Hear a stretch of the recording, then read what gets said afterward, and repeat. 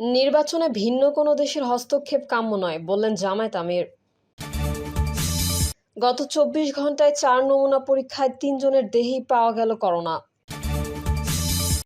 সংসদ নির্বাচনে অন্তর্বর্তী সরকারের সামনে যত চ্যালেঞ্জ।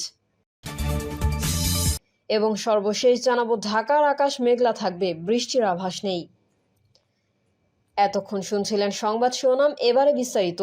তবে তার আগে অনুরোধ থাকবে আমাদের চ্যানেলটি সাবস্ক্রাইব করে বেল আইকনটি ক্লিক করুন। গত ২৪ ঘন্টায় ৪ নমুনা পরীক্ষায় ৩ জনের দেহেই পাওয়া গেল করোনা।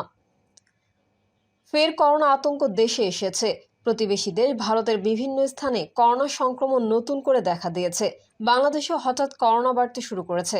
রোববার করোনা বিষয়ক নিয়মিত প্রতিবেদনে এই তথ্য জানায় স্বাস্থ্য অধিদপ্তর। এর আগে দীর্ঘদিন পর গত বৃহস্পতিবার দেশে নতুন করে করোনায় একজন মারা যায়। স্বাস্থ্য অধিদপ্তরের বিজ্ঞপ্তিতে বলা হয়েছে, গত ২৪ ঘন্টায় ৪ জনের নমুনা পরীক্ষা করা হয়।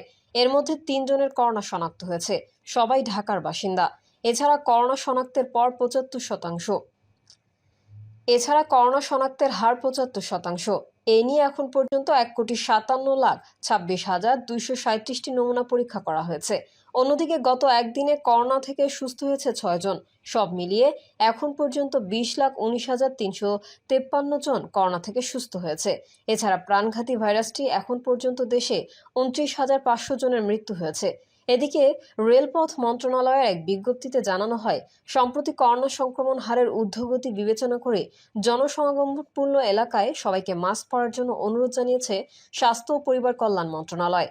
বিশেষত বয়স্ক ও অসুস্থ ব্যক্তিদের স্বাস্থ্য ও পরিবারের কল্যাণ মন্ত্রণালয়ের পক্ষ থেকে এই ধরনের স্থান এড়িয়ে চলার পরামর্শ দেওয়া হয়েছে।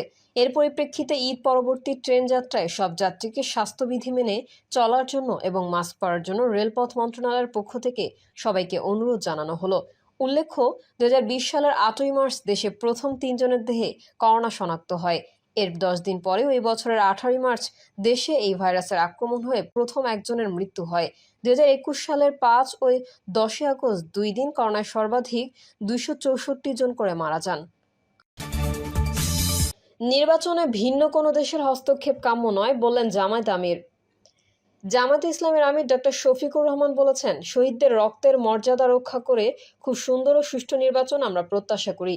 নির্বাচনের বাইরের কোনো দেশের হস্তক্ষেপ কাম্য নয়।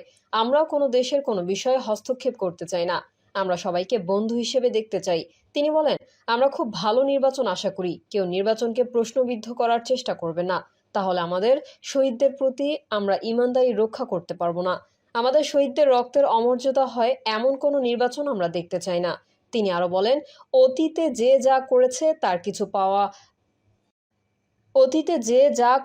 তার কিছু পাওনা তারা পেয়েছে, আমরাও পাবো, বাকিটা আখিরাতেও পাবো। আমরা একটা প্রতিহিংসামুক্ত সমাজ দেখতে চাই। আমার বিরুদ্ধেও যুদ্ধাপরাধের মামলা দেওয়ার চেষ্টা করা হয়েছে।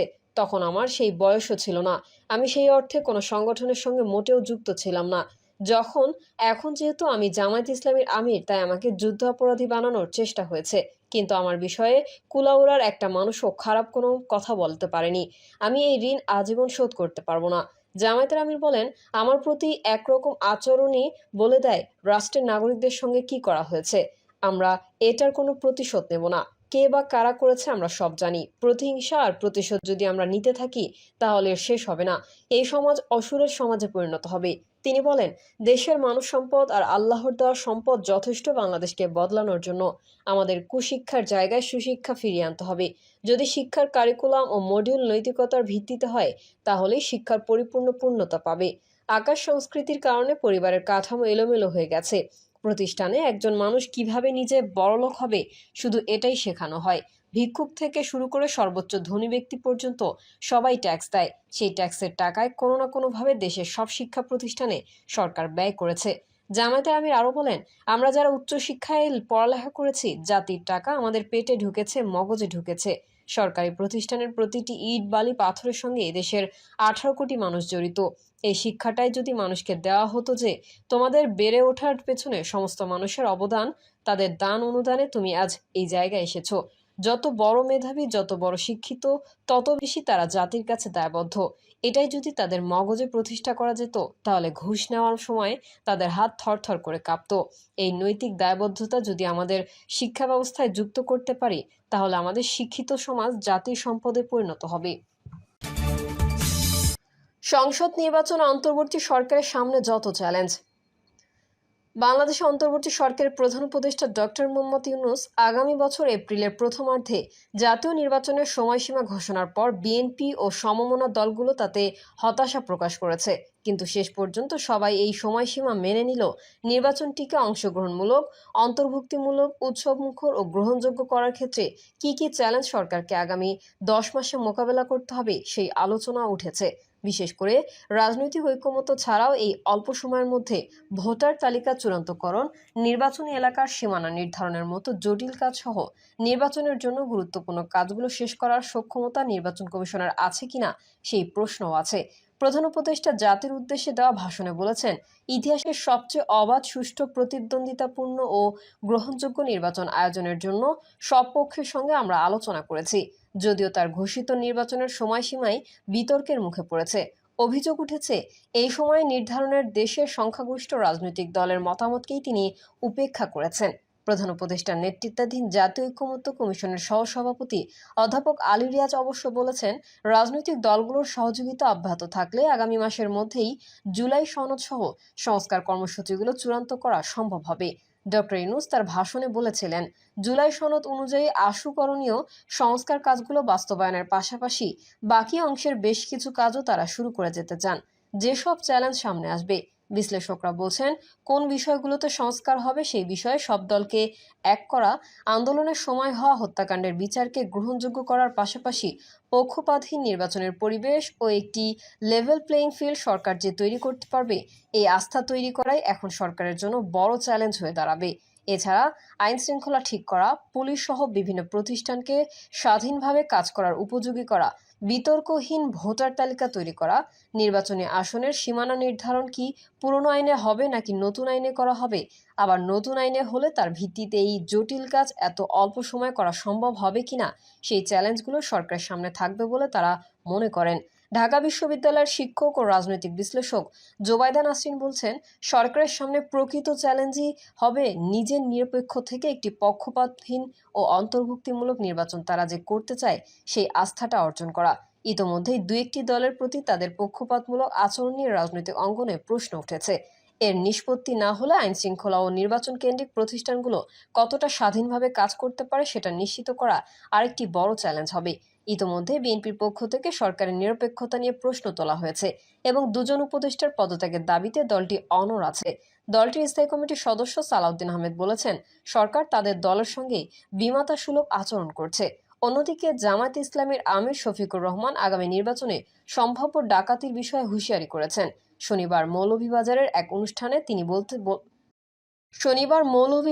এক অনুষ্ঠানে তিনি বলেছেন, জাতি যেনতেন নির্বাচন চায় না। বিশ্লেষক ও ঢাকা বিশ্ববিদ্যালয়ের শিক্ষক মোহাম্মদ সাইফুল আলম চৌধুরী বলেছেন, সরকার এখনো আইন শৃঙ্খলা পরিস্থিতি ঠিক করতে পারেনি। একটি গ্রহণযোগ্য নির্বাচনের জন্য একটি লেভেল প্লেইং ফিল্ড নিশ্চিত করার সরকার কতটা করতে পারবে তা নিয়েও প্রশ্ন উঠেছে বলে মনে করেন তিনি। এনসিপি ও জামায়াত তো ভোট ডাকাতির আশঙ্কা প্রকাশ করেছে। তাদের অভিযোগ, প্রশাসন চালাচ্ছে বিএনপি। আবার বিএনপি বলছে সরকার নিজেই নিরপেক্ষতা হারিয়েছে। তাহলে লেভেল প্লেইং ফিল্ড কিভাবে হবে সেটি সরকারকে ঠিক করতে হবে। প্রধান উপদেষ্টা তার ভাষণে বলেছেন, সংস্কার, বিচার ও নির্বাচন এই তিনটি ম্যান্ডেটের ভিত্তিতে তারা দায়িত্ব গ্রহণ করেছিলেন। সেই বিবেচনায় আগামী রোজার ঈদের মধ্যেই সংস্কার ও বিচারের বিষয়ে আমরা একটি গ্রহণযোগ্য জায়গায় পৌঁছাতে পারব বলেই বিশ্বাস করি। বিশেষ করে মানবতা বিরোধী অপরাধের বিচার, যা কিনা জুলাই গণঅভ্যুত্থানের শহীদদের প্রতি আমাদের সম্মিলিত দায়, সেই বিষয়ে আমরা দৃশ্যমান অগ্রগতি দেখতে পারব। কিন্তু প্রশ্ন উঠেছে, গত 11 মাসে সরকার সংস্কার ইস্যুতে কিছু করতে পেরেছে কিনা এবং একই সঙ্গে সংস্কার বাস্তবায়নের চেয়ে সময় ক্ষেপণের জন্য এসব নিয়ে আলোচনাটাই বেশি গুরুত্ব পাচ্ছে কিনা। আবার জুলাই সনদ ঘোষণা হলে, তারপর সংস্কার কর্মসূচি বাস্তবায়ন হলে পরের 8 মাসের নির্বাচন আয়োজনের মূল চ্যালেঞ্জ কতটা গুরুত্ব পাবে সেই আশঙ্কাও আছে অনেকের মধ্যে। যদিও আলী রিয়াজ বলছেন, রাজনৈতিক দলগুলো যেভাবে সহযোগিতা করছে সেটি অব্যাহত থাকলে জুলাই সেটি অব্যাহত থাকলে জুলাই সনদ সহ সংস্কারের দিকগুলো বাস্তবায়নের জন্য চূড়ান্ত হয়ে যাবে। এরপরেও কিছু বিষয় থাকবে যেগুলোতে স্বাভাবিকভাবেই সবাই একমত নাও হতে পারে। সেই বিষয়গুলো আমরা জনগণকে অবহিত করব। বিশ্লেষকরা বলছেন, আগামী 10 মাসেই সরকারের সংস্কার কার্যক্রমে বড়